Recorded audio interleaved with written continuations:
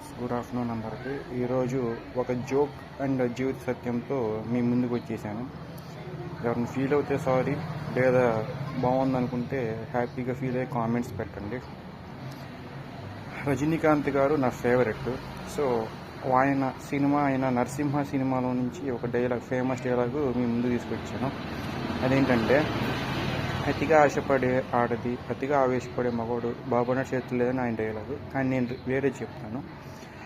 అతిగా మద్యము, సిగరెట్లు, చెడు అలవాట్లు ఉన్న మగవాడు, అతిగా అత్యాసలు అండ్ శారీస్ అండ్ అదే పనిగా వస్తువులు, గోల్డ్ ఇలాంటి కొనే ఆడవాళ్ళు అండ్ పొగరెక్కువ, అహంకారం గర్వం ఎక్కువ ఉన్న ఆడవాళ్ళు బాగుపడినట్టు చరిత్రలో లేదు.